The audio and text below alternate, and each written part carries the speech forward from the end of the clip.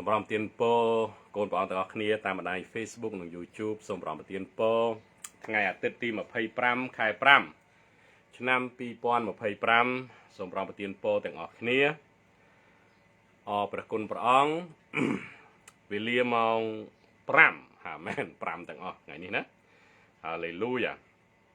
សូមប្រំទានពរកូនបងទាំងអស់គ្នាហាឡេលូយ៉ាហាឡេលូយ៉ាមេរៀនថ្ងៃនេះគឺតកតងរឿងការប្រោះឲ្យជាណាមានកូនប៉ាមួយគាត់ដូចជាមិនច្បាស់លាស់រឿងហ្នឹងអញ្ចឹងគាត់ឲ្យប៉ាអធិដ្ឋានដល់អធិដ្ឋានពីថ្ងៃលយប់ឡើងគាត់ឲ្យប៉ាហ្នឹង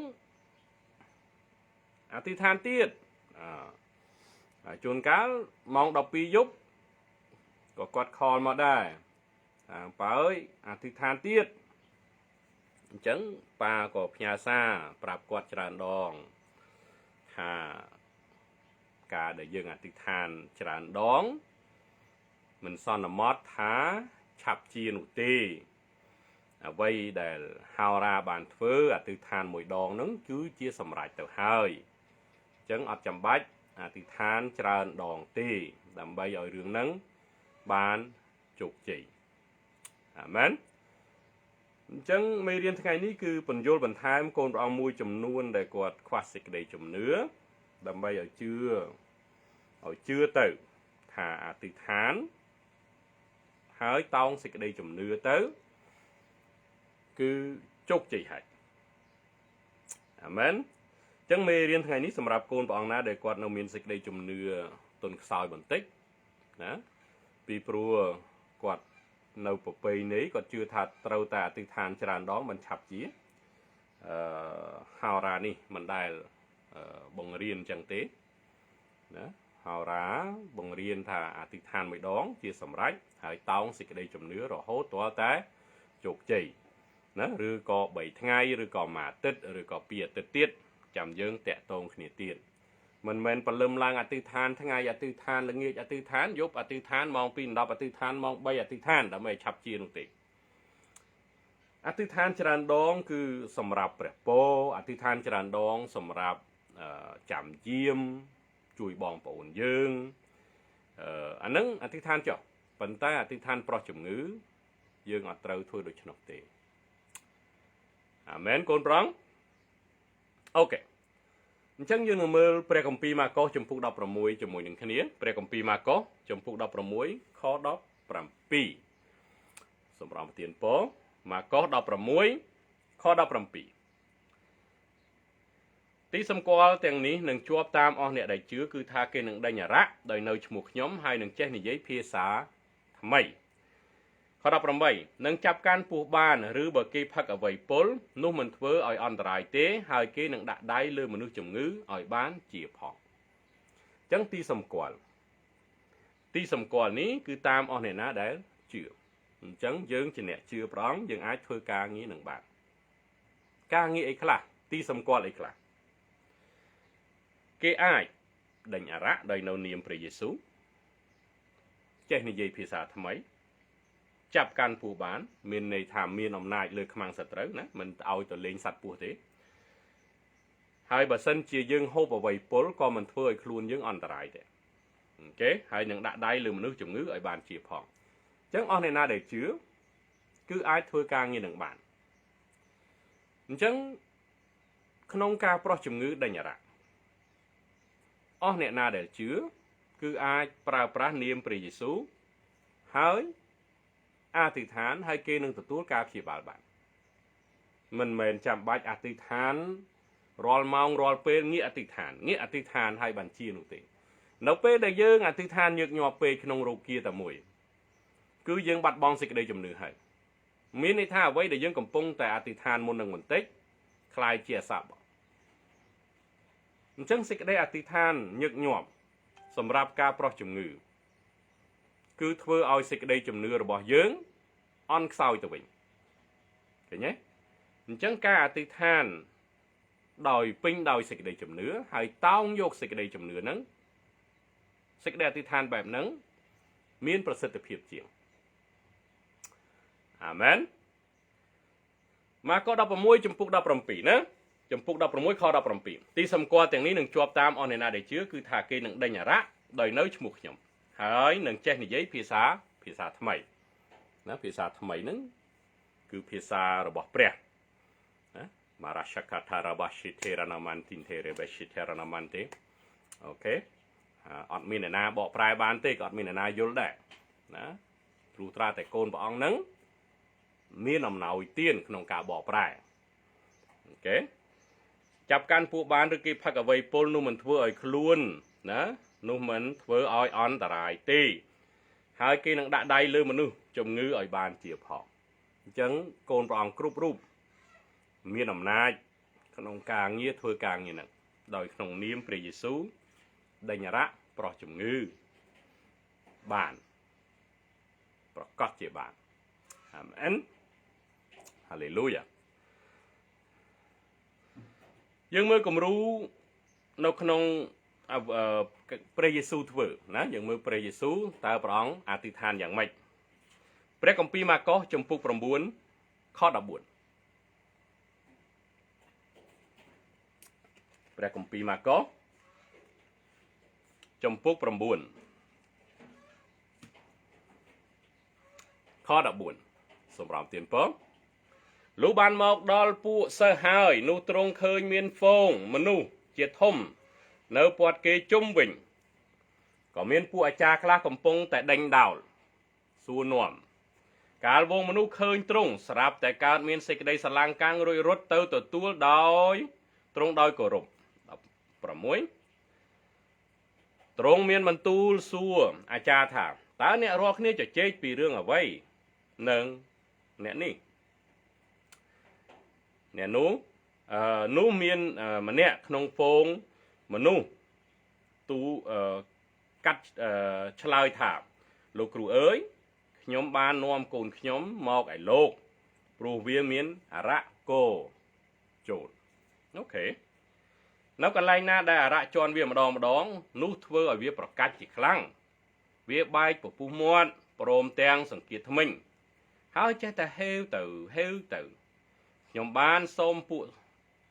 សិស្សលោកឲ្យដេញអារៈនេះដែរតែគេពុំអាចដេញបានទេខ19ទ្រង់មានបន្ទូលឆ្លើយថាអោដំណរមនុស្សដែលមិនជឿអើយតើត្រូវឲ្យខ្ញុំនៅជាមួយនឹងអ្នករាល់គ្នាដល់កាលណា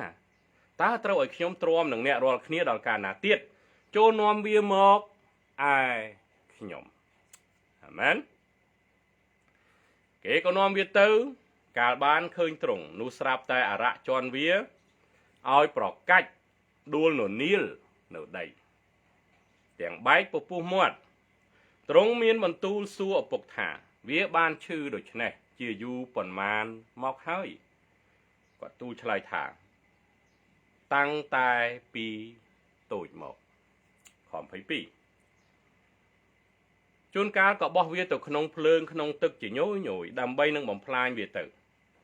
ប៉ុន្តែបើលោកអាចនឹងជួយបាននោះសូមអាណិតមេត្តាជួយយើងខ្ញុំផងព្រះយេស៊ូវមានព្រះបន្ទូលទៅគាត់ថាបើអាចនឹងជឿបានណាព្រះយេស៊ូវសួរទៅឪពុកនឹងវិញឪពុកសួរទៅព្រះយេស៊ូវថាបើសិនជាព្រះអង្គអាចជួយបានព្រះយេស៊ូវសួរទៅឪពុកវិញថាបើអ្នកអាចជឿបាននោះការទាំងអស់នឹងសម្រេចបានដល់អ្នកណាដែលជឿស្រាប់តែឪពុករបស់កូននោះក៏ពន្លឺវិចារឡើងទាំងទឹកភ្នែកថាខ្ញុំជឿហើយលោកម្ចាស់អើយសូមជួយចំពោះសេចក្តីណាដែលខ្ញុំមិនជឿផងខ25កាលព្រះយេស៊ូវឃើញមនុស្សសន្ធឹកកំពុងតែរត់មកនោះទ្រង់កំហែងទៅអារៈអសោចថាណែអារៈគោថ្លង់អើយអញបង្គាប់ឯងឲ្យឯងចេញពីវាទៅកុំឲ្យចូលវាទៀតឡើយវាក៏ស្រែកឡើងទាំងជន់ក្មេងនោះឲ្យប្រកាច់ជាខ្លាំងរួចក៏ចេញទៅក្មេងនោះត្រឡប់ដូចជាស្លាប់ដល់ម្លេះបានជាមនុស្សជាច្រើនបានថាវាស្លាប់ហើយប៉ុន្តែព្រះយេស៊ូវទ្រង់ចាប់ដៃលើកវាឡើងហើយក៏ក្រោកឈរ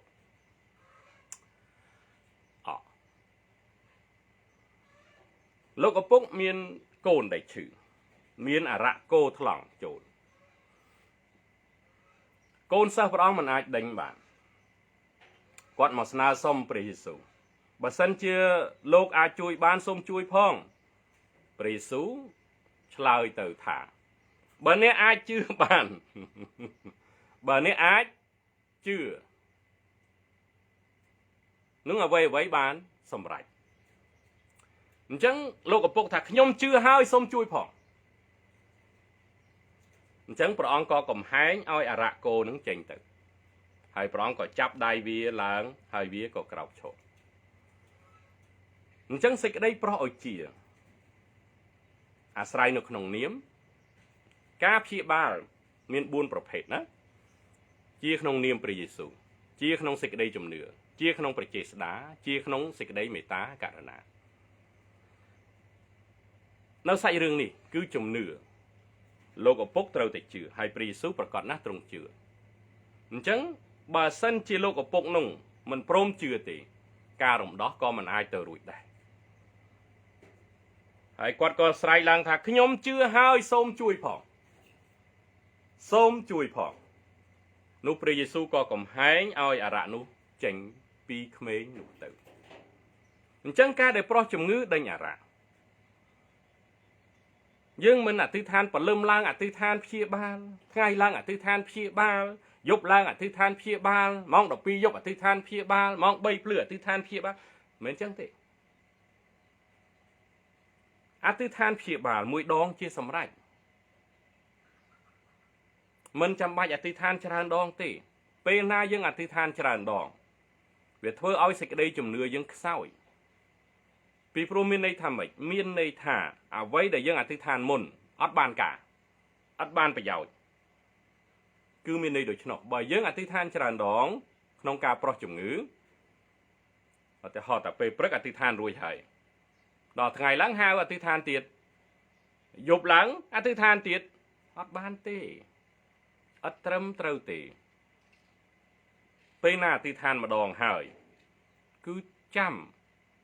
ទោះបីជានៅឈឺនៅអីក៏ដោយអត់បញ្ហាទេរងចាំ3ថ្ងៃ1អាទិត្យ2អាទិត្យរងចាំមើលតើខ្ញុំចម្រើនហើយឬនៅមិនព្រលឹមឡើងអធិដ្ឋានថ្ងៃឡើងប៉ាអើយអធិដ្ឋានទៀតល្ងាចឡើងអធិដ្ឋានទៀតអត់កើតទេមិនចឹងទេអូខេមិនមែនចឹងទេអញ្ចឹងកូនព្រះអង្គចាំបាច់ណាត្រូវយល់អាចកំបាំងនឹងជានៅក្នុងនាមជានៅក្នុងសេចក្តីជំនឿជាក្នុងព្រះចេស្តាជាក្នុងមេត្តាករុណាអូខេអញ្ចឹងនៅក្នុងសាច់រឿងនេះលោកឪពុកគាត់ជឿព្រះយេស៊ូវក៏បានសួរថាតើអ្នកជឿទេព្រោះបើសិនជាអ្នកជឿអ្វីៗក៏អាចទៅរួចដែរអាមែនហើយលោកឪពុកនិយាយថាម៉េចខ24ខ្ញុំជឿហើយលោកម្ចាស់អើយសូមជួយចំពោះសេចក្តីណាដែលខ្ញុំមិនជឿផងអញ្ចឹងកូនសិស្សគាត់ឆ្ងល់ខ28ណាព្រះគម្ពីរហាឡេលូយ៉ាព្រះគម្ពីរម៉ាកុសជំពូក9ខ28អញ្ចឹងគាត់ឆ្ងល់លុះទ្រង់បានយាងចូលទៅក្នុងផ្ទះនោះពួកសិស្សទូសួរទ្រង់ដោយឡែកថាហេតុអ្វីបានជាយើងខ្ញុំដេញអារៈនេះពុំបានព្រោះពួកសិស្សទទួលប្រេងតាំង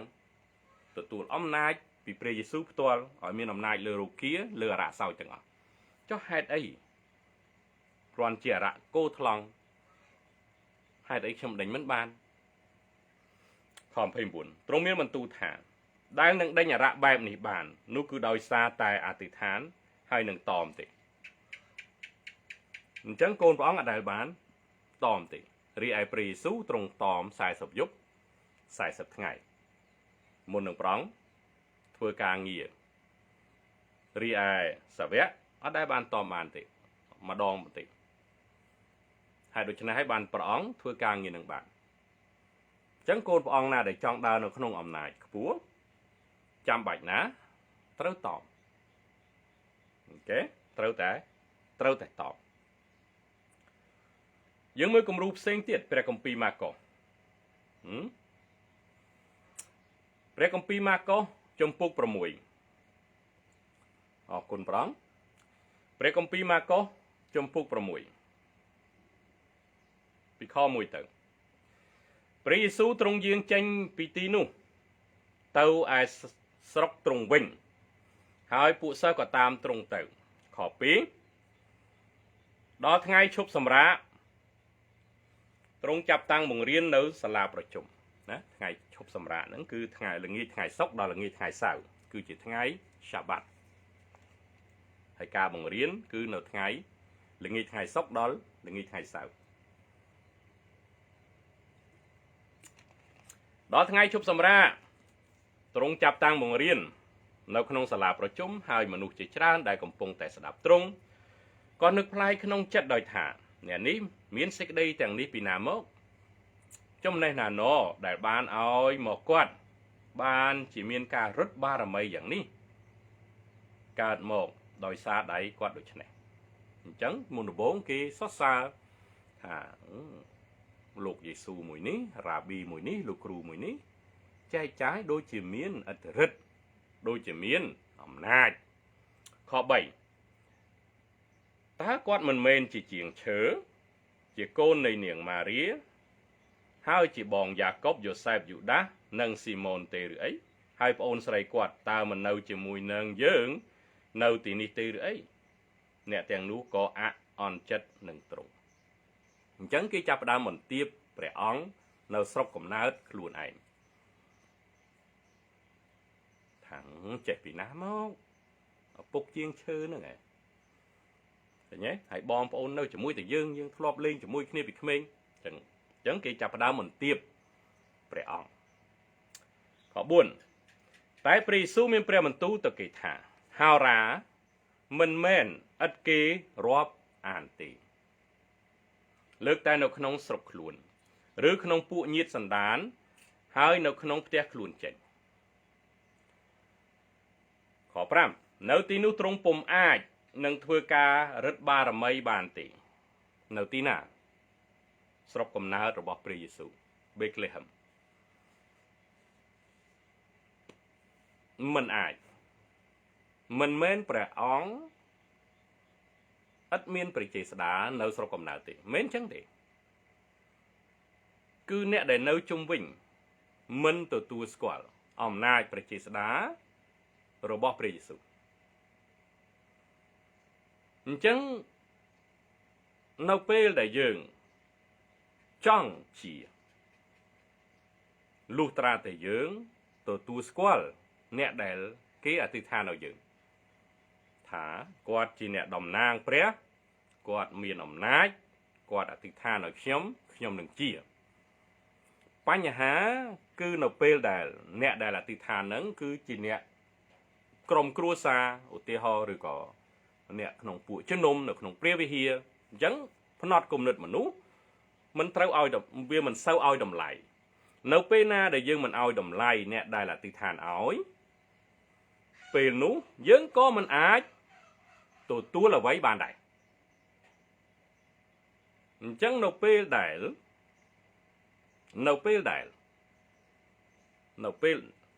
យើងឲ្យតម្លៃអ្នកអធិដ្ឋានដឹងថាអ្នកអធិដ្ឋាននៅពេញដោយអំណាចបច្ចេស្តាមិនមែនជាបងមិនមែនជាប្តីមិនមែនជាគ្រូកងវិលយើងមិនមែនគ្រាន់តែជាអ្នកបម្រើព្រះពេលនោះ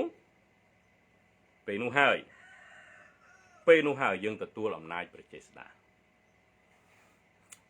បងទៀនពោអង្គប៉ុណៃណាកូនឯងនឹងទទួលប្រពោធំណាស់ណានៅវេលាឆាប់នេះសូមប្រងប្រទានពោអរគុណបងកូនឯងថាខ្ញុំទទួលក្នុងព្រះនាមព្រះយេស៊ូវខ្ញុំទទួលក្នុងព្រះនាមព្រះយេស៊ូវអង្គប៉ុណៃអាមែនអញ្ចឹងតើព្រះយេស៊ូវហេតុអ្វីទ្រង់មិនអាចធ្វើការអស្ចារ្យតើព្រះអង្គបាត់បង់ការអស្ចារ្យនៅក្នុងស្រុកកំណើតរបស់ខ្លួនមិនអញ្ចឹងទេការអស្ចារ្យនៅតែមានប៉ុន្តែមនុស្សមិនព្រមទទួលស្គាល់ការអស្ចារ្យមនុស្សមិនព្រមទទួលស្គាល់បែរជាបន្ទាបព្រះចេស្តាអញ្ចឹងនៅកន្លែងណាដែលគេអត់ទទួលស្គាល់ព្រះចេស្តាមិនបាច់អធិដ្ឋានទេគឺអត់បានជោគជ័យទេគឺមិនបានជោគជ័យទេអញ្ចឹងព្រះអង្គពុំអាចធ្វើការរឹតបារមីបានទេ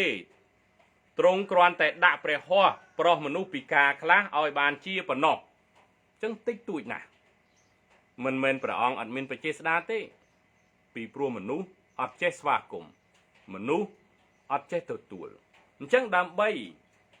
ឲ្យការងារនឹងសម្រេចបានមានន័យថាការប្រោះជំងឺការដេញអារក្សនឹងសម្រេចបានដោយជោគជ័យទាល់តែយើងនឹងបន្ទាបខ្លួនទទួលស្គាល់ឫទ្ធិបារមីទទួលស្គាល់ប្រេងតាំងទទួលស្គាល់អំណាចលើអ្នកដែលគេកំពុងតែអធិដ្ឋានឲ្យយើងចេះទទួលពេលនោះហើយអ្វីដែលគេអធិដ្ឋានយើងនឹងបានជោគជ័យឃើញទេអ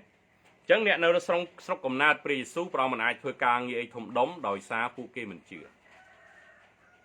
មិនមែនដោយសារព្រះយេស៊ូវបាត់បង់ឫទ្ធិបារមីទេអញ្ចឹងសេចក្តីជំនឿចរិតអាកប្បកិរិយារបស់យើងក្នុងការទទួលប្រោះជំងឺដេញអារក្សចាំបាច់ណាស់យើងត្រូវទទួលស្គាល់អ្នកដែលអធិដ្ឋានឲ្យយើងហ្នឹងគឺចឹងថាជួនកាលយើងត្រូវបន្ទាបខ្លួនគ្រប់ពេលវេលាយើងត្រូវមើលឃើញថាគាត់មិនមែនជាប្តីខ្ញុំទេគាត់ជាអ្នកបម្រើព្រះគាត់មិនមែនជាគ្រូកងវិលខ្ញុំទេគាត់ជាអ្នកបម្រើព្រះគាត់មិនមែនជាបងខ្ញុំទេគាត់ជាអ្នកបម្រើព្រះពេលខ្លះយើងត្រូវដាក់ផ្នត់គំនិតគោរពប្រេងតាំងមានកូនព្រះអង្គច្រើនណាស់ដែលអត់ចេះគោរពប្រេងតាំង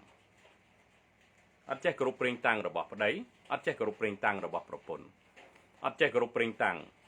គ្រូកងវិលឧទាហរណ៍គ្រូកងវិលគាត់មានប្រេងតាំងជាគ្រូកងវិលដឹកនាំពួកជំនុំរីឯប្រពន្ធក៏អត់មាននេះទេអញ្ចឹងប្រពន្ធនោះអត់ដែលគោរពប្រេងតាំងទេដល់ពេលអធិដ្ឋានម្ដងប្រពន្ធឈឺប្តីអធិដ្ឋានឲ្យអត់ជាហើយប្រពន្ធថាគ្មានប្រេងតាំងឯណាឯណីទេឃើញខ្ញុំអធិដ្ឋានឲ្យខ្ញុំអត់ជាផងដោយសារអីដោយសារប្រពន្ធមិនទទួលស្គាល់ប្រេងតាំងប្តីជាគ្រូកងវិលដល់ប្តីអធិដ្ឋានឲ្យអត់បានអីសោះដោយសារអីមិនគោរពប្រេងតាំងដល់យល់ឃើញថាអើយប្តីខ្ញុំដេកអោបរាល់យប់ហ្នឹងមានប្រេងតាំងស្អីគេកំពុងតែបន្ទាបប្រេងតាំងហើយអត់បានអីទេខាតទាំងព្រះពរខាតទាំងការប្រោះជំងឺដេញអារក្សខាតអីទាំងអស់អញ្ចឹងពេលខ្លះយើងត្រូវគោរពមិនពេលខ្លះទេត្រូវតែគោរពដើម្បីអីដើម្បីព្រះចេស្តាដើម្បីព្រះពរអញ្ចឹងកូនព្រះអង្គដែលស្និទ្ធស្នាលក្នុងពួកជំនុំពេលណាត្រូវការអធិដ្ឋានត្រូវមើលឃើញជាអ្នកបម្រើព្រះត្រូវមើលឃើញជាអ្នកបម្រើព្រះអង្គយើងត្រូវបន្ទាបខ្លួនក្នុងការងារហ្នឹងអាមែនខ5នៅទីនោះទ្រង់ពុំអាចនឹងធ្វើការរឹតបារមីបានទេទ្រង់គ្រាន់តែដាក់ព្រះហស្ថប្រោះមនុស្សពិការខ្លះឲ្យបានជាប៉ុណ្ណោះខ6ទ្រង់ក៏អស្ចារ្យពីដំណើរដែលគេមិនជឿរួចទ្រង់យាងទៅបង្រៀននៅក្នុងអស់ទាំងភូមិនៅជុំវិញទៅអញ្ចឹងយើងត្រូវទៅកន្លែងណាដែលគេស្វាគមន៍ណាកូនប៉ានៅសៀមរាបណាគាត់អធិដ្ឋានគាត់ចាយអីគេអត់ពេញចិត្តទេមូលហេតុអីអត់ពេញចិត្តវាអត់ស្របតាមគោលលទ្ធិឬក៏និកាយរបស់គេហើយគាត់ខលមកសួរណាផ្ញើសារមកសួរហើយប៉ាថាកូនស្វែងរកកន្លែងណាដែលគេស្វាគមន៍យើងនៅតែជឿព្រះ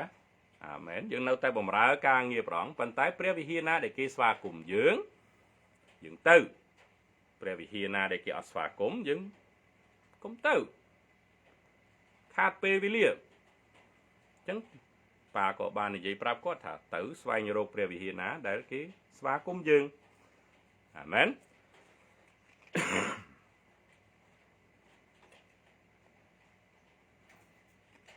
ចឹងម្ដងទៀតការប្រោះជំងឺណាមិនមែនអធិដ្ឋានច្រើនដងឆាប់ជាទេប៉ានិយាយហើយនិយាយទៀតចឹងមានបុគ្គលច្រើនណាស់ដែលអត់ទាន់យល់សាច់រឿងហ្នឹងព្រឹកអធិដ្ឋានថ្ងៃអធិដ្ឋានល្ងាចអធិដ្ឋានយប់អធិដ្ឋានភ្លឺអធិដ្ឋានដើម្បីឲ្យឆាប់ជាមិនមែនទេជាគឺដោយក្នុងនាមព្រះយេស៊ូវជាដោយសេចក្តីជំនឿជាដោយព្រះចេស្តាហើយជាដោយមេត្តាករុណាអ ចឹងបើកូនព្រះអង្គអធិដ្ឋានញឹកញាប់ដោយសារការឈឺគឺមានន័យថាកូនឯងបាត់បង់សេចក្តីជំនឿហើយមានន័យថាការងារដែលកូនឯងធ្វើពីព្រឹកកូនឯងរាប់ទុកថាអត់បានប្រយោជន៍ដល់កូនឯងអធិដ្ឋានពេលថ្ងៃអត់ឃើញលទ្ធផលទៀតកូនឯងអធិដ្ឋានល្ងាចអញ្ចឹងកូនឯងរាប់ថាការអធិដ្ឋានពេលថ្ងៃអត់ប្រយោជន៍ទៀតអធិដ្ឋានធ្វើអីចឹងអញ្ចឹងការអធិដ្ឋានញឹកញាប់ធ្វើឲ្យសេចក្តីជំនឿយើងអន់ថយអត់បានជោគជ័យទេសម្រាប់ទទួលការប្រោសឲ្យជាឲ្យបានពេញលេញអ្នកដែលឈឺត្រូវតែជឿថានឹងជាអ្នកដែលអធិដ្ឋានដូចគ្នាដែរត្រូវតែជឿថាជាហើយប្រកាសជាមែនចឹងត្រូវឲ្យមានសេចក្តីជំនឿទាំងសងខាងព្រះយេស៊ូវមិនអាចធ្វើការងារព្រះអង្គនៅក្នុងស្រុករបស់ខ្លួនដោយសារគេមិនជឿអញ្ចឹងកុំឲ្យខាតពេលវេលាកុំឲ្យខាតប្រេងតាំងពេលវេលាព្រះអង្គចេញទៅក្រៅស្រុកទៅទីក្រុងផ្សេងចែកចាយព្រះបន្ទូលប្រោះជំងឺដេញរ៉ាកុំឲ្យខាតពេលវេលាចឹងកន្លែងណាដែលគេទទួលស្គាល់កន្លែងនឹងហើយដែលយើងធ្វើការហើយយើងទទួលពរខ្លាំងអ្នកណាដែលគេគោរពប្រេងតាំងហោរាគោរពប្រេងតាំងប្រោះជំងឺគោរពព្រះបន្ទូលទៅកន្លែងនឹងហើយដែលយើងទទួលពរខ្លាំងគេក៏ទទួលពរខ្លាំងដែរចឹងកន្លែងណាដែលគេអត់ស្វាគមន៍ឈប់ទៅពីព្រោះអត់បានពរអីទេនាំតែប៉ះទង្គិចនាំតែឆ្លោះគ្នាចឹងយើងទៅកន្លែងណាដែលគេ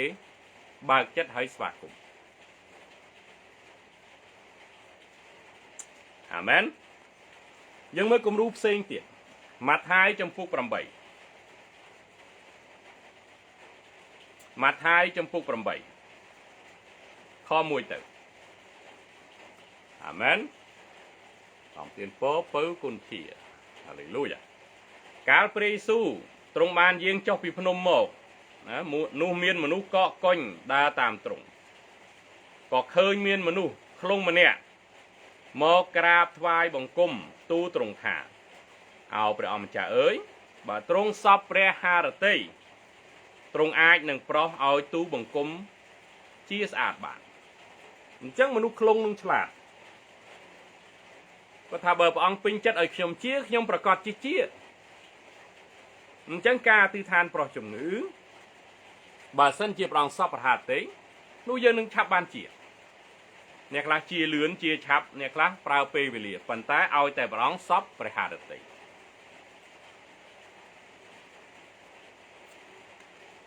ខ2ដដែលក៏ឃើញមានមនុស្សខ្លងម្នាក់មកក្រាបថ្វាយបង្គំទូលទ្រង់ថាអោព្រះអម្ចាស់អើយបើទ្រង់សពព្រះハរតីទ្រង់អាចនឹងប្រោសឲ្យទូបង្គំជាស្អាតបានខ3ទ្រង់ក៏លូកព្រះហស្ថទៅពាល់គាត់ដោយបន្ទូលថាខ្ញុំចង់ដែរហាឡេលូយ៉ាចូលឲ្យជាស្អាតចុះអញ្ចឹងព្រះអង្គសពព្រះハរតីឲ្យយើងជាខ្ញុំចង់ដែរចូលឲ្យជាស្អាតចុះស្រាប់តែរោគខ្លងក៏ជាស្អាតភ្លាមខ្លួនឯងមើលឃើញគំរូទាំងអស់នេះអត់មានការអធិដ្ឋានយូរទេអធិដ្ឋានខ្លីខ្លឹមដោយជំនឿអត់មានអធិដ្ឋានឲ្យព្រះយេហូវ៉ាអើយសូមព្រះអង្គលោកព្រះហស្ថមកពាល់គាត់ព្យាបាលគាត់ឲ្យជាឲ្យព្រះយេហូវ៉ាអើយអាណិតគាត់ផងព្យាបាលគាត់ផងគាត់ឈឺ10ឆ្នាំ20ឆ្នាំឈឺកឈឺចង្កេះឈឺខ្លួនឈឺប្រាណឈឺកលាក់ដៃកលាក់ជើងវិលមុខដួលផ្កាប់មុខណាអត់ទេការអធិដ្ឋានរបស់ព្រះយេស៊ូវខ្លីខ្លឹមដោយសេចក្តីជំនឿខ្ញុំចង់ឲ្យអ្នកជាដែរចូលស្អាតចុះហើយអ្នកដែលកើតខ្លងគ្រាន់តែជឿការងារហ្នឹងជាហើយអត់មានអីធំដុំជាងហ្នឹងទេគឺជឿទៅជាហើយស្រាប់តែរោគខ្លងក៏ជាស្អាតភ្លាម ข้อบุญរួចព្រះយេស៊ូវទ្រង់ហាមថាណេះកុំប្រាប់អ្នកណាឲ្យសោះត្រូវឲ្យទៅបង្ហាញខ្លួនដល់ពួកសង្ឃឃើញវិញហើយថ្វាយដង្វាយតាមដែលលោកម៉ូសេបានបង្គាប់មកទុកជាទីបន្ទាល់ដល់លោកទាំងនោះណាដង្វាយដឹងគុណពេលជាហើយថ្វាយដង្វាយមានកូនព្រះអង្គខ្លះមកជឿព្រះយេស៊ូវចង់តបានទេអត់ដែលចេះថ្វាយទេបើអើយលុយគ្រូកងវាលលុយ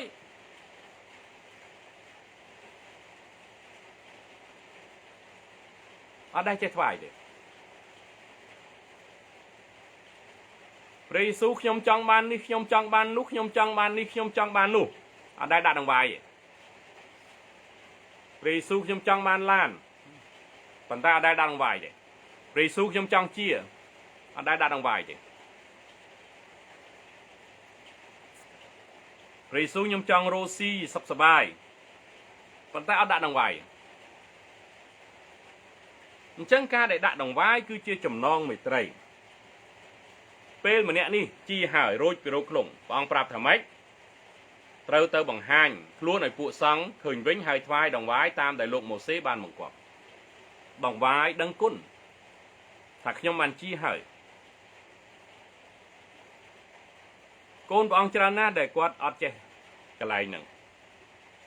គាត់ឲ្យហោរាអធិដ្ឋានឲ្យសម្រាប់សេដ្ឋកិច្ចរបស់គាត់ដាក់ដង្វាយជាមួយអ្នកផ្សេងទៀតហើយធ្វើម៉េចបានពោគាត់ឲ្យហោរាអធិដ្ឋានព្យាបាលគាត់ដាក់ដង្វាយជាមួយអ្នកផ្សេងទៀតធ្វើម៉េចបានពោអញ្ចឹងដោយប៉ាបញ្យល់ចឹងមនុស្សដែលស្ទូចត្រី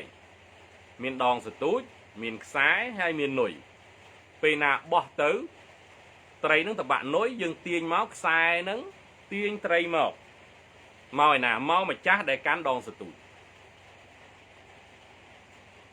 អ្នកដែលដាក់ដង្វាយដូចគ្នាត្រូវដាក់ទៅចំបុគ្គលណាដែលធ្វើការអស្ចារ្យជាមួយអ្នកបម្រើព្រះជាមួយ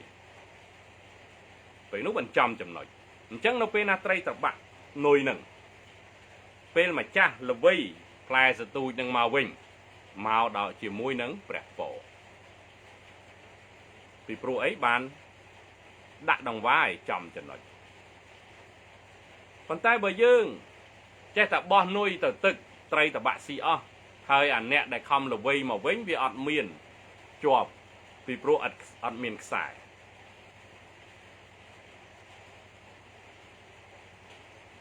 អញ្ចឹងការដែលយើងដាក់ដង្វាយដាក់ឲ្យចំចំណុចអញ្ចឹងអ្នកដែលខ្លងនេះគេដាក់ដង្វាយដឹងគុណព្រះដែលព្រះព្យាបាលគាត់អញ្ចឹងព្រះអង្គថាម៉េចណាកុំប្រាប់អ្នកណាឲ្យសោះត្រូវទៅបង្ហាញខ្លួនឲ្យពួកសង្ឃវិញហើយថ្វាយដង្វាយតាមដែលលោកម៉ូសេបានបង្គាប់មកនៅក្រឹតវិន័យគឺមានគេហៅថាដង្វាយដឹងគុណយើងរស់នៅគ្រាព្រះគុណអាមែនអញ្ចឹងអ្នកដែលកើតខ្លងនឹងបើព្រះអង្គសពថាទេខ្ញុំជាព្រះអង្គថាម៉េចចូលជាចុះព្រោះខ្ញុំចង់ដែរអញ្ចឹងការដែលធ្វើអ្វីឲ្យស្របតាមបំណងផាតីនៃព្រះការដែលអធិដ្ឋានអ្វីស្របតាមបំណងផាតីនៃព្រះព្រះអង្គឆ្លើយតបអាមែន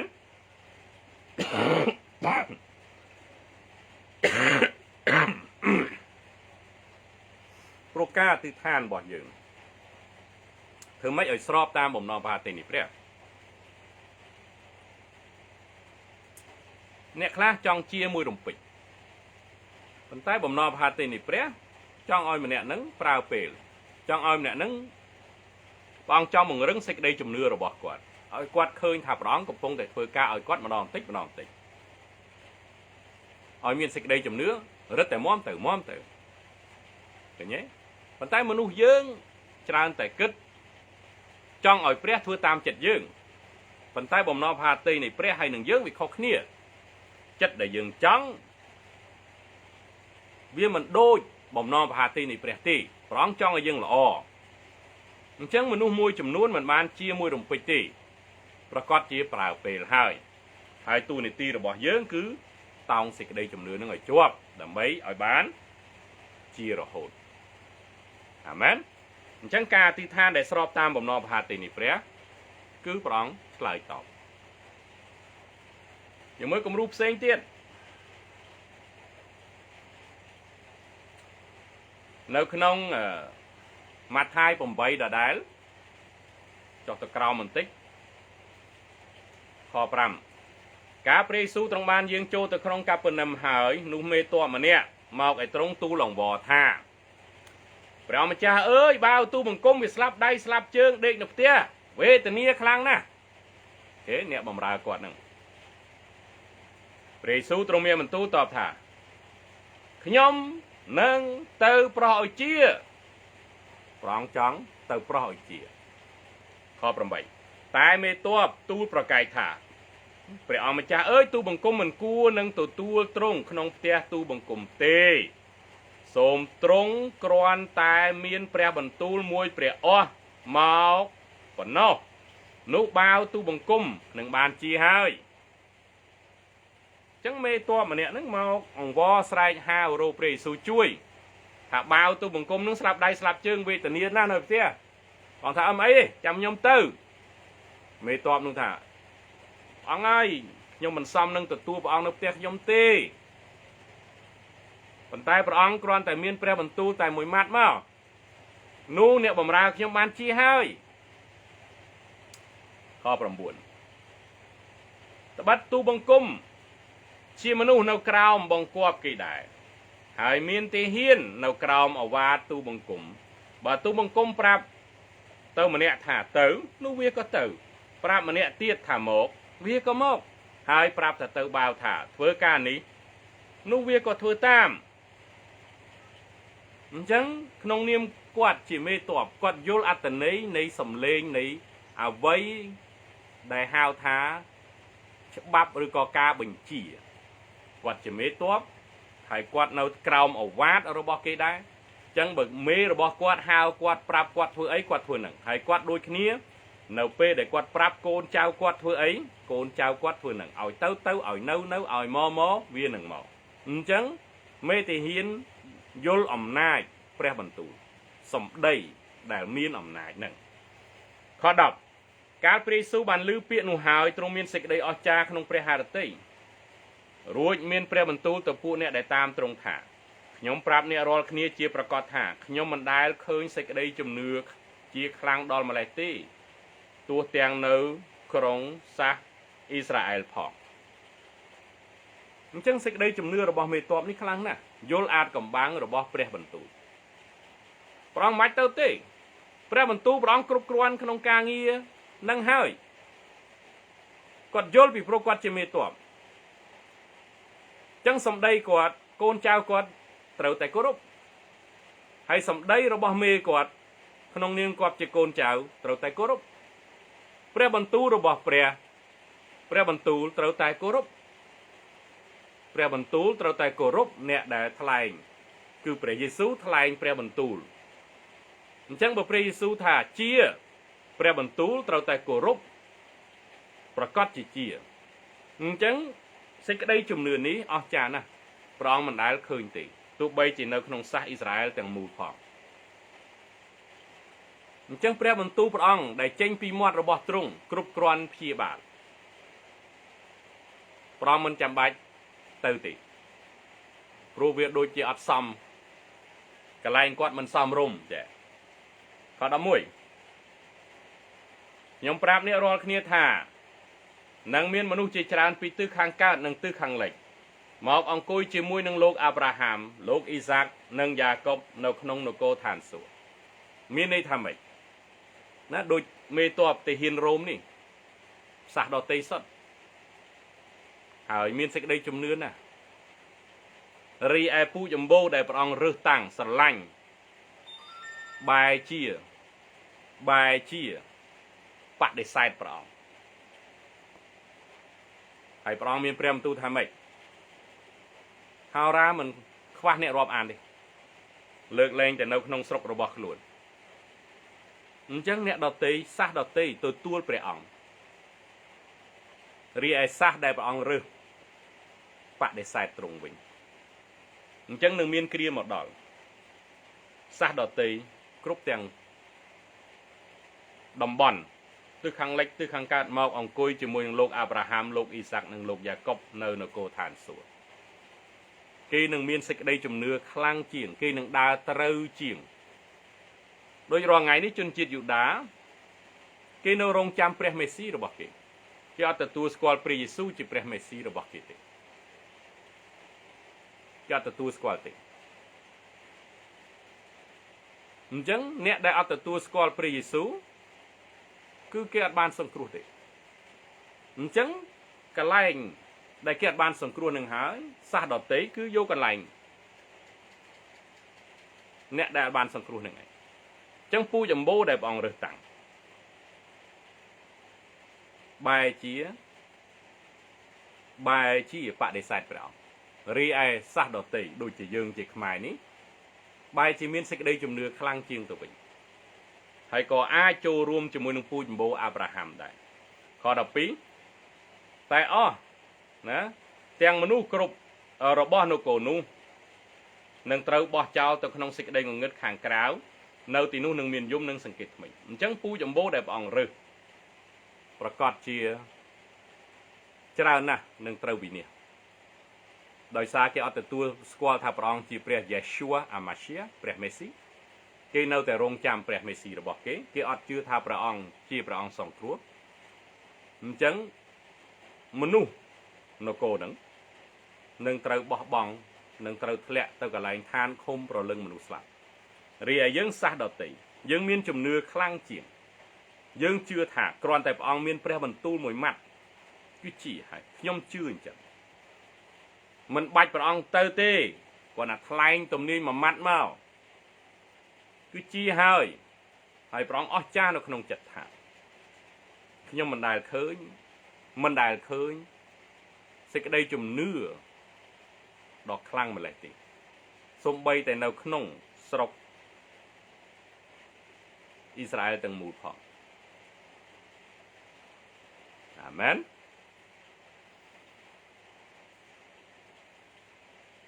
យើងជាសាសដតី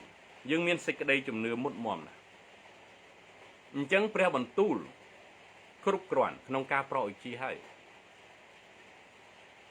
រាជអ៊ីស្រាអែល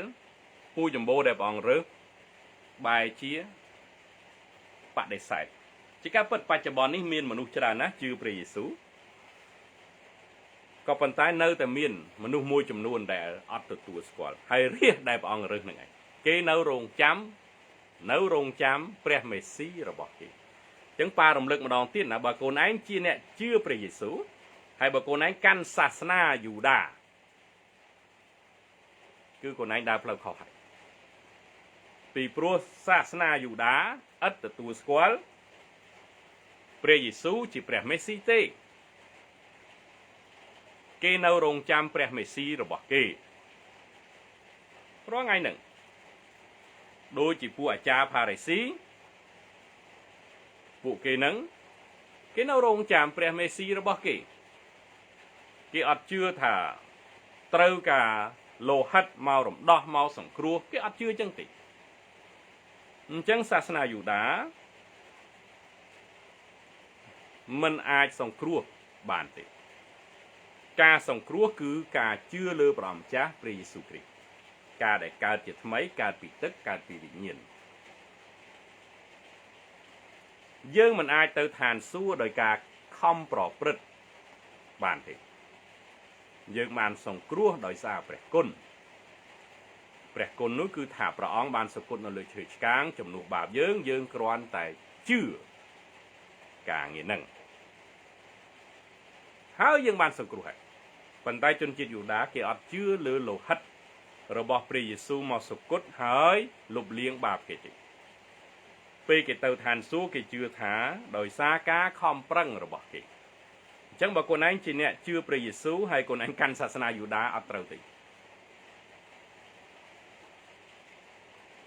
អាមែនអូខេយើងតទៅទៀតការប្រហុយជាដដែលហ Hallelujah ខ14លោកព្រះយេស៊ូវទ្រង់យាងទៅក្នុងផ្ទះរបស់ពេត្រុសហើយ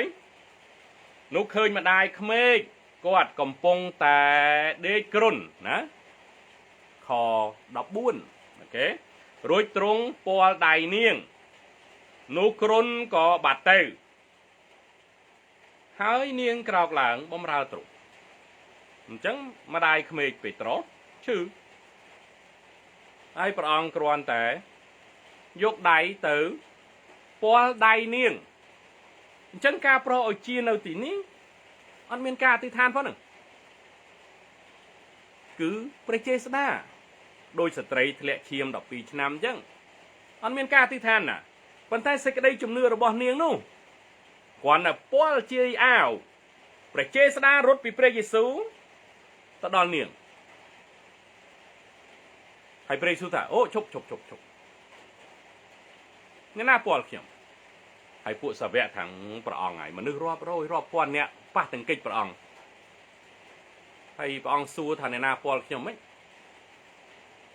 មែនចឹងទេអ្នកអត់យល់ទេអ្នកណាប៉ះខ្ញុំធ្វើឲ្យព្រះចេស្តាខ្ញុំនេះរត់ចេញពីខ្លួនប្រាណខ្ញុំទៅហើយនាងក៏បើកអាក្រាតអត់បានថាគឺខ្ញុំហើយព្រះយេស៊ូវបាននិយាយទៅកាន់នាងថាសេចក្តីជំនឿរបស់អ្នកបានសង្គ្រោះនាងហើយអញ្ចឹងសេចក្តីជំនឿរបស់នាងដែលជឿថាគ្រាន់តែប៉ះជាគឺជាមែនហើយព្រះចេស្តារត់ទៅរកសេចក្តីជំនឿអញ្ចឹងមនុស្សរាប់រយនាក់ដែលប៉ះទង្គិចព្រះយេស៊ូវហេតុអីអត់បានអីសោះ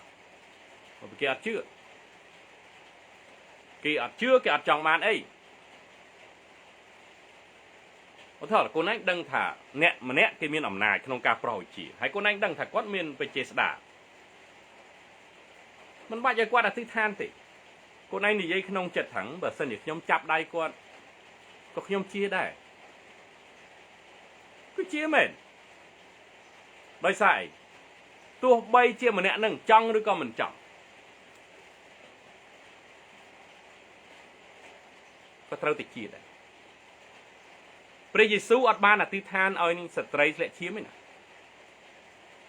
ព្រះចេស្តារត់ទៅខ្លួនឯងទេណាពីព្រោះព្រះចេស្តាស្វែងរកអ្នកណាដែលមានសេចក្តីជំនឿហើយនាងនោះមានសេចក្តីជំនឿគាត់ព្យាបាលអស់ហើយអស់លុយអស់កាក់ទៅពេទ្យគ្រប់សពបែបយ៉ាងអស់ហើយមានតែសេចក្តីជំនឿចុងក្រោយគឺគ្រាន់តែពាល់ជាអាវរបស់ព្រះយេស៊ូវនោះនឹងបានជាហើយសេចក្តីជំនឿបានឆក់យកព្រះចេស្តាចេញពីព្រះយេស៊ូវដោយព្រះយេស៊ូវមិនអនុញ្ញាតគូនឯងដូចគ្នាគូនឯងដឹងថាហោរាមានអំណោយទានក្នុងការប្រហុយជាមិនបាច់ឲ្យគាត់អធិដ្ឋានទេគ្រាន់តែខ្ញុំចាប់ដៃគាត់ជម្រាបសួរគាត់ខ្ញុំជាហើយនោះបានជាមែនដោយសារអីព្រះចេស្តារត់ចេញទៅព្យាបាលមិនចាំបាច់ឲ្យអ្នកណាអធិដ្ឋានឲ្យយើងទេឲ្យតែយើងមានសេចក្តីជំនឿអីព្រះចេស្តានឹងគឺរត់ទៅឲ្យតែយើងដឹងថាគាត់មានព្រះចេស្តាពិតប្រាកដបើមិនចឹងទេអត់បានជោគជ័យទេអញ្ចឹងម្ដាយក្មេករបស់ពេត្រុសដេកឈឺគ្រុនព្រះអង្គគាត់ទៅពាល់ដៃនាងនោះគ្រុនក៏បាត់ទៅហើយនាងក៏ក្រោកឡើងបំរើទ្រង់អញ្ចឹងកងតាក់ប៉ះព្រះចេស្តារត់ទៅព្យាបាលម្ដាយក្មេកពេត្រុសហើយគ្រុនក៏បាត់ទៅអញ្ចឹងសេចក្តីជំនឿនាំឲ្យជាព្រះចេស្តានាំឲ្យជានាមនាំឲ្យជាមេត្តាករុណារបស់ព្រះអង្គនាំឲ្យយើងជាអាមែនខ16ដល់ពេលប្រលប់គេនាំមនុស្សជាច្រើនដែលមានអារក្សចូលមកឲ្យទ្រង់ហើយទ្រង់ក៏ដេញអារក្សដោយសារព្រះបន្ទូលឯអស់អ្នកដែលមានជំងឺរោគាទ្រង់បានប្រោសឲ្យជាគ្រប់គ្នាដែរដើម្បីឲ្យបានសម្រេចតាមទំនាយដែលហោរាអេសាយបានទាយទុកមកថាទ្រង់បានទទួលអស់ទាំងរោគាហើយផ្ទុកអស់ទាំងជំងឺរបស់យើងរាល់គ្នានៅលើព្រះអង្គទ្រង់នៅបេក្លេហឹមគេអត់ស្វាគមន៍គេអត់ទទួលព្រះអង្គមិនអាចធ្វើការអស្ចារ្យបានទេ ចឹងព្រះអង្គដកខ្លួនចេញពីកន្លែងដែលគេមិនស្វាគមន៍ទៅកន្លែងណាដែលគេស្វាគមន៍ពេលនោះចំណេញទាំងអស់គ្នាចំណេញទាំងនគរព្រះចំណេញទាំងយើងចំណេញទាំងអ្នកដែលទទួលគេបានជាចំណេញដែលអ្នកទិដ្ឋានដែរអញ្ចឹងព្រះអង្គប្រជាស្ដាព្រះអង្គធ្វើការគ្រប់សពបែបយ៉ាងប៉ុន្តែទៅកន្លែងណាដែលទើសទាល់ហើយគេបដិសេធហើយគេរឹងរូសហើយកុំដកខ្លួនចេញមកកុំនៅរញ៉េរញ៉ៃទៀតអត់បានពោទេអាមែនអញ្ចឹងនៅពេលដែលព្រះអង្គចេញក្រៅប្រជាស្ដាព្រះអង្គនៅតែដដែលប៉ុន្តែអ្នកដែលគេនៅជុំវិញគេចេះទទួលគេស្វាគមន៍គេជឿណាមេតបរមម្នាក់ហ្នឹងថាព្រះអង្គមិនបាច់ទៅផ្ទះខ្ញុំទេខ្ញុំមិនសមទទួលព្រះអង្គទេព្រះអង្គក៏មានព្រះបន្ទូលមួយម៉ាត់មកព្រោះខ្ញុំដឹងអាចកំបាំងហ្នឹងព្រោះខ្ញុំជាមេទាហានដែរហ្នឹងបើខ្ញុំប្រើកូនទាហានខ្ញុំទៅវាទៅបើឲ្យមកវាមកហើយខ្ញុំក៏នៅក្រោមអាវ៉ាតគេបើគេប្រាប់ខ្ញុំឲ្យទៅខ្ញុំក៏ទៅអញ្ចឹងព្រះអង្គដូចគ្នាព្រះអង្គក៏មានព្រះបន្ទូលតែមួយម៉ាត់គឺជាមិនបាច់ចាំព្រះអង្គទៅទេសំលេងព្រះអង្គព្រះបន្ទូលព្រះអង្គដែលចេញពីមាត់របស់ទ្រង់គ្រប់គ្រាន់ហើយព្រះអង្គក៏អស្ចារ្យក្នុងចិត្តថាខ្ញុំមិនដែលឃើញសេចក្តីជំនឿដ៏ធំម្លេះទេសូម្បីតែនៅក្នុងស្រុកអ៊ីស្រាអែលទាំងមូលផងមិនដែលទេមិនដែលឃើញទេអញ្ចឹងរាជរបស់ព្រះអង្គមិនមានសេចក្តីជំនឿដូចសាសដទៃសោះអញ្ចឹងនគរឋានសួគ៌ពេញដោយសាសដទៃច្រើនជាងសាសរបស់ព្រះអង្គរើសតាំងអាមែន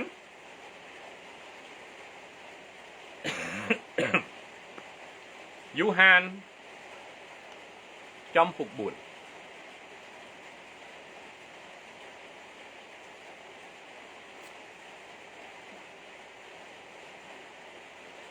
្រះគម្ពីរយូហានចំពុក4ខ43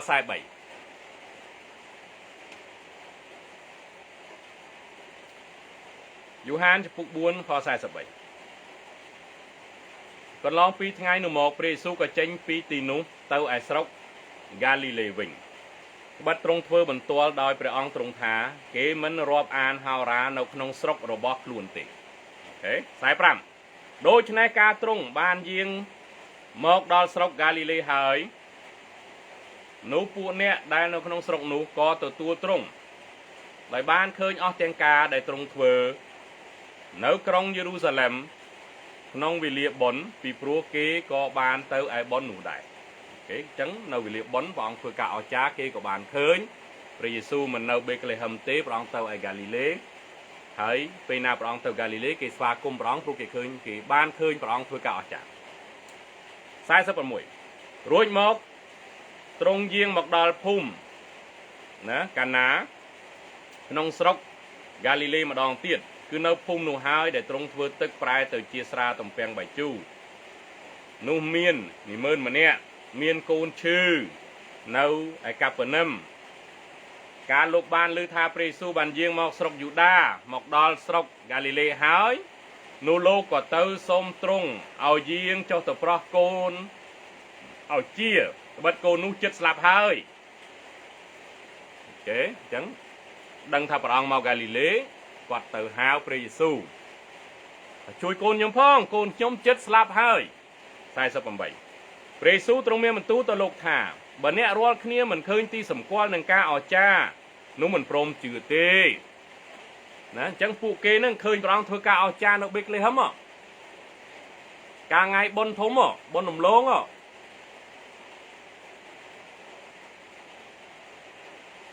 អញ្ចឹងបើនោះអស្ចារ្យប៉ុន្តែឲ្យជឿមុនអត់ទោះតែឃើញទីសម្គាល់ការអស្ចារ្យមិនព្រមជឿតែ9និមឺននោះទូលទ្រង់ថាលោកម្ចាស់សូមអញ្ជើញចុះទៅឈៀបប្រញាស់ក្រែងកូនខ្ញុំស្លាប់បងហើយលឿនកាយលោតតាន់ព្រះយេស៊ូវមានព្រះបន្ទូលទៅលោកថាអញ្ជើញទៅចុះកូនលោកនឹងរស់នៅទេលោកក៏ជឿព្រះបន្ទូលនៃព្រះយេស៊ូវហើយចេញទៅ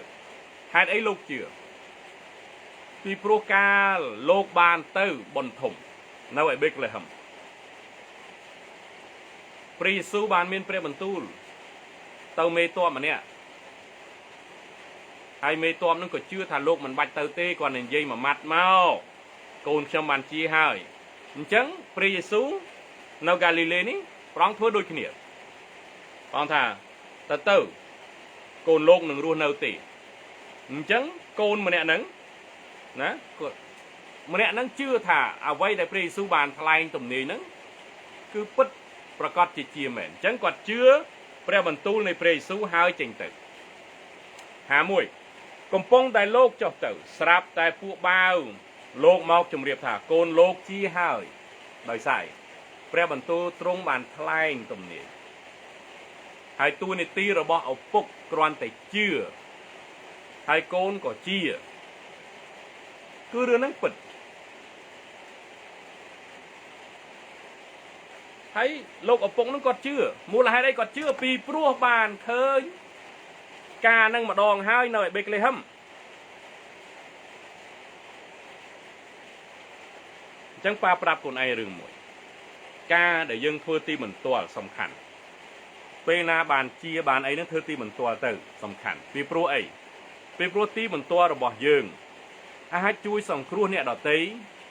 ដែលគេស្ថិតនៅស្ថានភាពឬក៏រោគាឬក៏អ្វីៗដូចយើងអញ្ចឹងការដែលយើងធ្វើទីបន្ទាល់គេស្ដាប់គេមើលឃើញគេថាបើសិនជាព្រះអង្គប្រោះឲ្យគាត់ជាបើសិនជាព្រះអង្គគ្រាន់តែមានព្រះបន្ទូលមួយម៉ាត់ហើយកូនចៅទាហានរ៉ូមនឹងជាកូនខ្ញុំដូចគ្នាបើព្រះអង្គប្រាប់ខ្ញុំថាទៅចុះវាអត់ស្លាប់ទេជីវិតវារស់ទេវារស់នៅទេឪពុកនោះក៏ជឿពីព្រោះធ្លាប់បានឃើញធ្លាប់បានឮធ្លាប់បានដឹងរឿងហ្នឹងហើយអញ្ចឹងគាត់យកសេចក្តីពិតហ្នឹងមកដាក់ក្នុងចិត្តគាត់ទទួលពរដែរអញ្ចឹងការប្រោសឲ្យជា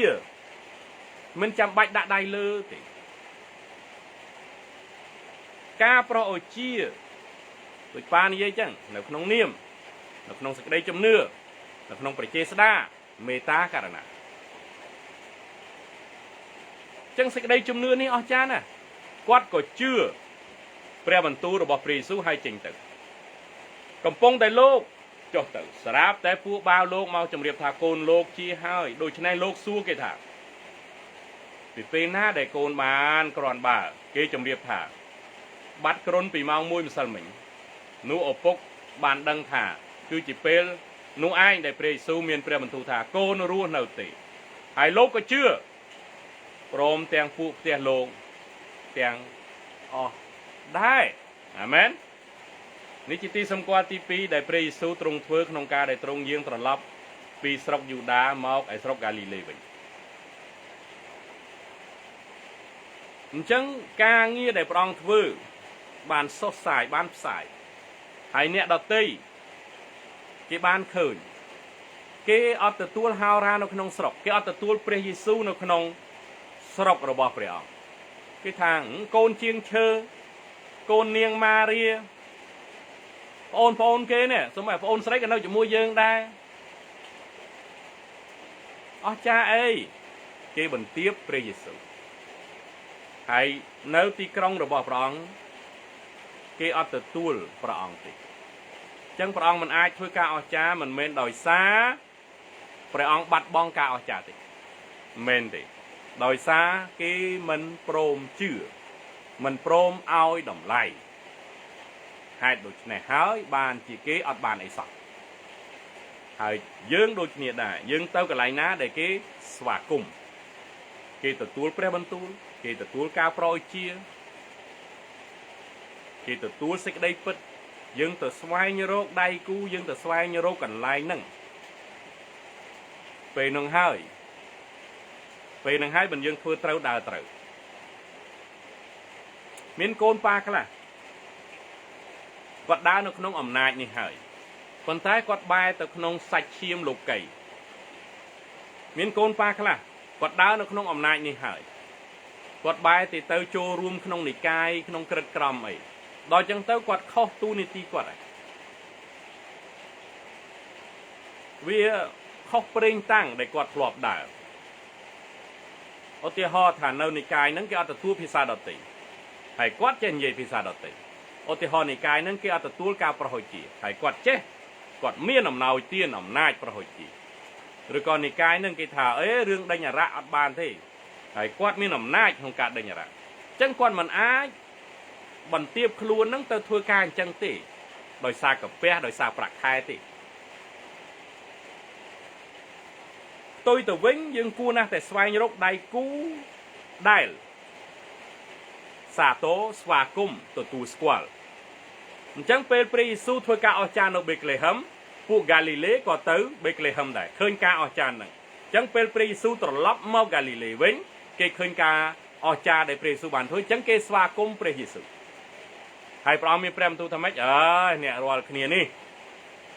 តើតែឃើញការអស្ចារ្យតើតែឃើញទីសម្គាល់មិនជឿហ៎អាមែនអញ្ចឹងព្រះអង្គត្រឡប់ទៅហ្គាលីលេគឺកន្លែងដែលគេស្វាគមន៍គេសាទរអ្វីដែលព្រះអង្គបង្រៀនគេគោរពព្រះអង្គធ្វើគេទទួលខ្លួនឯងដូចគ្នាដែរអាមែនអញ្ចឹងត្រឡប់មកវិញណារមេរៀននេះគឺរំលឹកដល់កូនប៉ាមួយចំនួនដែលគាត់អធិដ្ឋានប្រោះជំងឺហ្នឹងគាត់អធិដ្ឋានរហូតព្រលឹមឡើងអធិដ្ឋានថ្ងៃឡើងអធិដ្ឋានល្ងាចឡើងអធិដ្ឋានយប់ឡើងអធិដ្ឋានលឺឡើងអធិដ្ឋានពេលណាយើងធ្វើអញ្ចឹងក្នុងការប្រោះជំងឺគឺយើងបាត់បង់សេចក្តីជំនឿមិនមែនអធិដ្ឋានច្រើនដងជាទេអធិដ្ឋានដោយជំនឿនៅក្នុងនាមព្រះយេស៊ូវគឺជាហើយក្រៅពីនឹងយើងតោងសេចក្តីជំនឿយើងអង្កេតមើល3ថ្ងៃមួយអាទិត្យ2អាទិត្យតើរៀងគ្រាន់បើអត់បើមិនទេអធិដ្ឋានម្ដងទៀតពេលហ្នឹងមិនត្រូវប៉ុន្តែមកអធិដ្ឋានថ្ងៃអធិដ្ឋានល្ងាចអធិដ្ឋានយប់អធិដ្ឋានអេអធិដ្ឋានចាំយាមអូខេធ្វើអញ្ចឹងបាទអធិដ្ឋានប្រទានពរអូខេធ្វើអញ្ចឹងបាទប៉ុន្តែអធិដ្ឋានប្រោះជំងឺនេះគឺត្រូវតែខ្លីហើយខ្លឹមហើយមានសេចក្តីជំនឿហើយអត់យ៉ាប់ទេអ្នកខ្លះថាខ្ញុំអធិដ្ឋានខ្លីអញ្ចឹងជាដែរ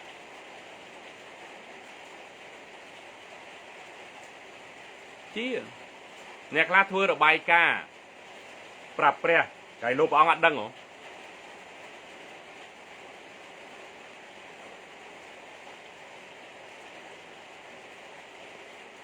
លោកគ្រូអញអធិដ្ឋានឲ្យខ្ញុំបាត់ឈឺក្បាលប៉ុន្តែលោកគ្រូអញអត់បានអធិដ្ឋានឲ្យចកេះខ្ញុំបាត់ឈឺផងហ្នឹងអញ្ចឹងគាត់អត់ដឹងគាត់អត់យល់ទេយើងអត់ចាំបាច់ធ្វើរបាយការណ៍ប្រាប់ព្រះទេព្រះទ្រង់ជ្រាបរូបរាងកាយយើងទាំងមូលឈឺអីព្រះអង្គដឹងជាងយើងឆ្ងាយណាស់អញ្ចឹងអធិដ្ឋានរបស់អ្វីដែលសំខាន់ដែលយើងយល់ថាសំខាន់នោះអធិដ្ឋាននឹងទៅអ្វីផ្សេងទៀតក៏ជាដែរអ្វីផ្សេងទៀតដែលយើងអាចបានអធិដ្ឋានក៏ជាដែរលោកគ្រូអធិដ្ឋានមួយផ្លេតដូចលេងសើចចឹងទេមិនលេងសើចទេអធិដ្ឋានខ្លីខ្លឹមដោយជំនឿមិនមែនលេងសើចទេគឺជាប៉ែងដាក់ដៃខ្ញុំមួយផ្លេតហ្នឹងជាដែរជា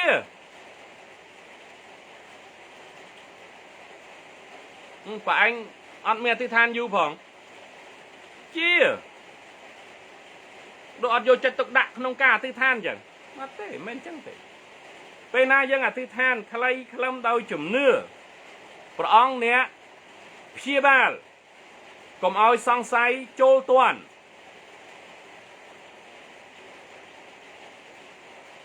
ចឹងការអធិដ្ឋានដោយជំនឿដោយឥតសង្ស័យមានប្រសិទ្ធភាពដោយព្រះអង្គមានព្រះបន្ទូលថាកូនឯងរស់ទេទៅឪពុកនោះជឿថារស់មែនគឺរស់ប្រកបមែនអ្នកបំរើមេጧមដូចគ្នាដែរមេጧមថាព្រះអង្គមិនបាច់ចាំទៅទេមានព្រះបន្ទូលតែមួយម៉ាត់មក con cháu nhom chia hai con cháu quát chia men mà ai không biết Petro Presu quan tập Paul đai tích nè Akron rơi tranh bạt này hay còn ngớp láng bầm ra pre ông mẹ thứ tha này du tê rương nẹt khung và bong sập hà tí nhom chia bong vô đai tập Paul rồi hoa pre bong thà nhom chọn đá chô chia cho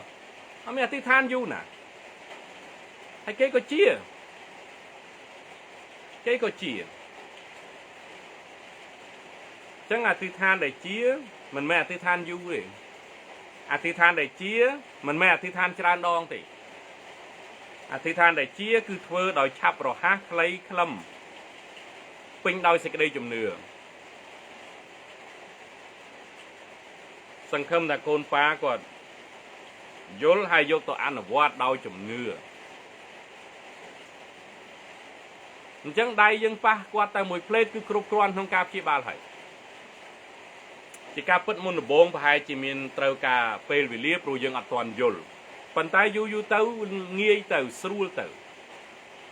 còn là đây dân phá bứt rồi chế sa brong thôi cá cứ chia bát hay nè khai tiết cònแต่ลือ sầm lên hào ra có quạt chia đại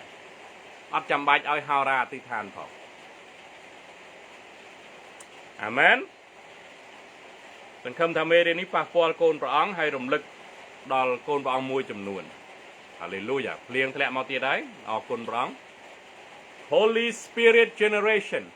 จำนวนในเปรียบเงียนบอสัตสมปราบเตียนโปบันทายให้บันทายเตียนน้องเปลี่ยนนิยมดอกอจ้าคือพระองค์จ้าเปรียเยชัวอามาชียอาเมนอาเมนอาเมนสมปราบเตียนโปแต่งออกเนี้ยฮาเลลูยากลมเปลี่ยนติทานเอาป้าเอาร้านเนี่ยบำราปรองเอาบองไปเตียนโป้นองกาเงียปรองปลุยยังเจงเตอกราวเตียนไทยเหล่านี้นะสัปดาห์กราวนี้มีบัตรดับบ้องปีกระไหลเอาคนปรองจังอธิษฐานเอาไปปรองไปเตียนโป้เอาไปยืนยมบ้านเพื่อดมหน้านองกาเงียปรองอธิษฐานเอาไปปรองจัดเนี่ยจมรดอธิษฐานเอาไปคนไอ้บ้านเมียนกาเงียขนมไปเอามาจ้าปลุกเปย์ไปเลี้ยข้าวอีกนะเฮ้ยนะคนไอ้เราเจงทรายดำนังล้อเมนเทนปรองยิงมาครูเปย์ไปเรียนี้นะรวมช่วยแผ่นใดอาซันตโรกกำปงแต่การลางคลังเต่าเฮ้ยจังคอมเพล็กซ์เรียบจำก่อนแรงสนะเหนือพองเกิดพอดปีสังคมเอาง่ายอาเมนสมปรางปฏิญาณโปต่างออกเนี่ยขนมประเนียมพระเยซูอามาเชียอาเมนอาเมนอาเมนพร้อมเตียนโปก่อนบ๊ายบาย